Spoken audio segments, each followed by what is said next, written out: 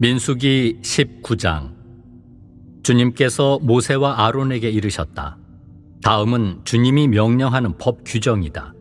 너는 이스라엘 자손들에게 일러 흠 없이 온전하고 아직 멍에를 메어본 일이 없는 붉은 암소를 너에게 끌어오게 하여라.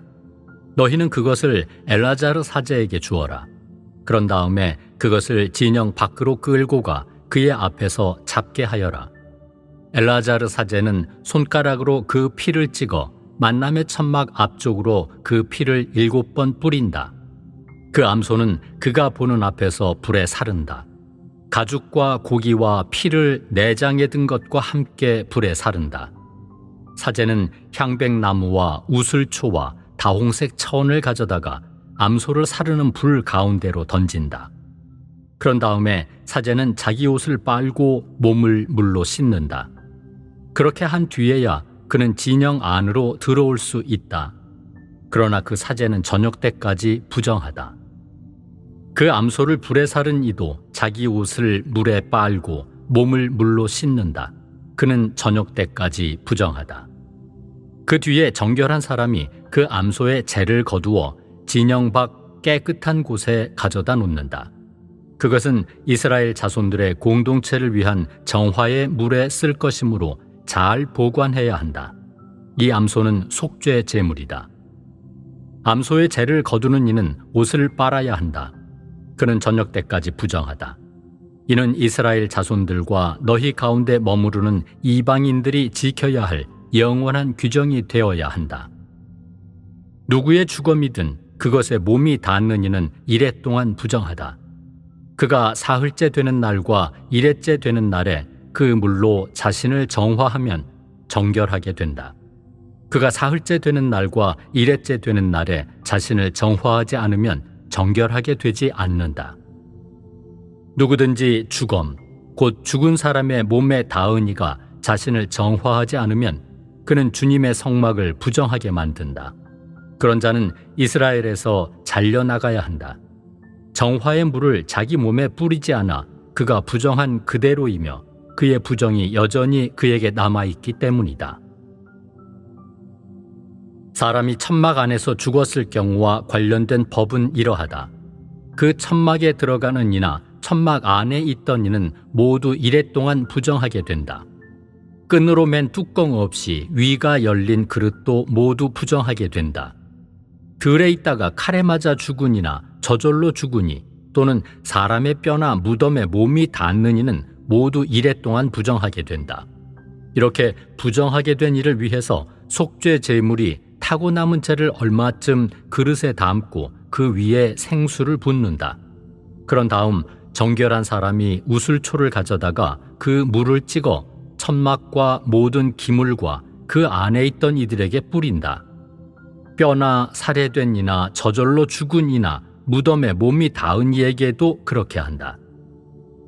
정결한 이가 사흘째 되는 날과 일회째 되는 날에 부정한 이에게 그 물을 뿌려준다. 이렇게 정결한 이가 일회째 되는 날에 부정한 이를 정화해주면 그는 자기 옷을 빨고 몸을 물로 씻는다. 저녁 때가 되면 그는 정결하게 된다.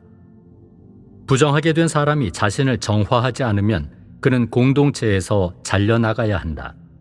그가 주님의 성소를 부정하게 만들었기 때문이다. 정화의 물을 자기 몸에 뿌리지 않아 그는 부정하다. 이는 그들이 지켜야 할 영원한 규정이 되어야 한다. 정화의 물을 뿌린 이는 자기 옷을 빨아야 한다. 정화의 물에 몸이 닿는 이도 저녁 때까지 부정하다. 부정한 이가 닿는 것은 무엇이든지 부정하게 되고 그것에 몸이 닿는 사람도 저녁 때까지 부정하게 된다. 20장. 첫째 달에 이스라엘 자손들 곧 온 공동체는 친광야에 이르렀다. 그리하여 백성은 카데스의 자리를 잡았다. 그곳에서 미르암이 죽어 거기에 묻혔다. 공동체에게 마실 물이 없었다. 그래서 그들은 모세와 아론에게 몰려갔다. 백성은 모세와 시비하면서 말하였다. 아, 우리 형제들이 주님 앞에서 죽을 때에 우리도 죽었더라면 어쩌자고 당신들은 주님의 공동체를 이 광야로 끌고 와서 우리와 우리 가축을 여기에서 죽게 하시오. 어쩌자고 당신들은 우리를 이집트에서 올라오게 하여 이 고약한 곳으로 데려왔소. 여기는 곡식도 무화과도 포도도 석류도 자랄 곳이 못 되오. 마실 물도 없소. 모세와 아론은 공동체 앞을 떠나 만남의 천막 어귀로 가서 얼굴을 땅에 대고 엎드렸다. 그러자 주님의 영광이 그들에게 나타났다. 주님께서 모세에게 이르셨다. 너는 지팡이를 집어들고 너의 형 아론과 함께 공동체를 불러 모아라. 그런 다음에 그들이 보는 앞에서 저 바위더러 물을 내라고 명령하여라. 이렇게 너는 바위에서 물이 나오게 하여 공동체와 그들의 가축이 마시게 하여라. 모세는 주님께서 명령하신 대로 주님 앞에 있는 지팡이를 집어들었다. 모세가 아론과 함께 공동체를 바위 앞에 불러 모은 다음 그들에게 말하였다. 이 반항자들아, 들어라. 우리가 이 바위에서 너희가 마실 물을 나오게 해주랴. 그러고 나서 모세가 손을 들어 지팡이로 그 바위를 2번 치자 많은 물이 터져 나왔다. 공동체와 그들의 가축이 물을 마셨다. 주님께서 모세와 아론에게 말씀하셨다. 너희는 나를 믿지 않아 이스라엘 자손들이 보는 앞에서 나의 거룩함을 드러내지 않았다.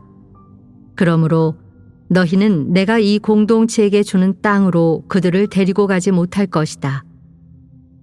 이것이 이스라엘 자손들이 주님과 시비한 무리바의 물이다. 주님께서는 이 물로 당신의 거룩함을 드러내셨다. 모세는 카데스에서 에돔 임금에게 사자들을 보냈다.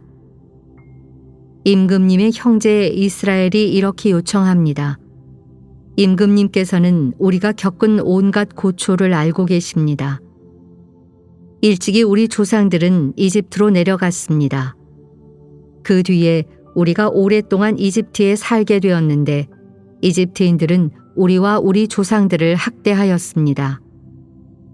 그래서 우리가 주님께 부르짖자 그분께서는 우리 소리를 들으시고 천사를 보내시어 우리를 이집트에서 이끌어내셨습니다.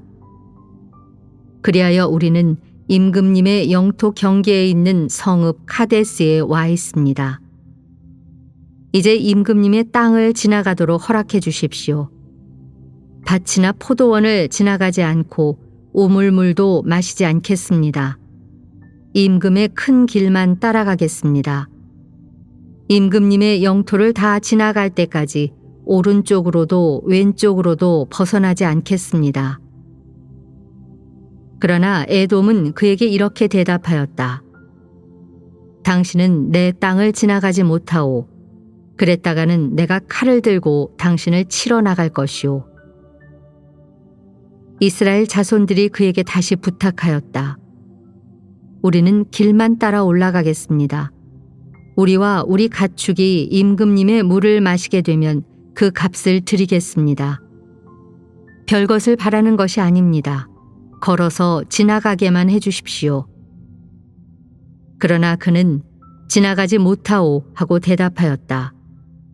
그런 다음에 에돔은 중무장한 큰 군대를 거느리고 그들을 치러 나왔다. 이렇게 에돔은 이스라엘이 자기 영토를 지나가는 것을 거절하였다. 그래서 이스라엘은 에돔에게서 물러났다. 이스라엘 자손들 곧 온 공동체는 카데스를 떠나 호르산에 이르렀다. 주님께서 에돔 땅 경계 부근의 호르산에서 모세와 아론에게 말씀하셨다. 이제 아론은 선조들 곁으로 간다. 너희가 무리바의 셈에서 나의 분부를 거역하였으므로 아론은 내가 이스라엘 자손들에게 준 땅으로 들어가지 못한다. 너는 아론과 그의 아들 엘아자르를 데리고 호르산으로 올라가서 아론의 옷을 벗겨 그의 아들 엘아자르에게 입혀라. 아론은 선조들 곁으로 간다. 그는 거기에서 죽을 것이다. 모세는 주님께서 명령하신 대로 하였다. 그들은 온 공동체가 보는 앞에서 호르산으로 올라갔다. 모세는 아론의 옷을 벗겨 그의 아들 엘아자르에게 입혔다. 아론이 그곳 산 꼭대기에서 죽자 모세와 엘아자르는 산을 내려왔다. 그래서 아론이 숨진 것을 온 공동체가 알게 되었다. 이스라엘의 온 집안은 아론의 죽음을 슬퍼하며 30일 동안 곡을 하였다.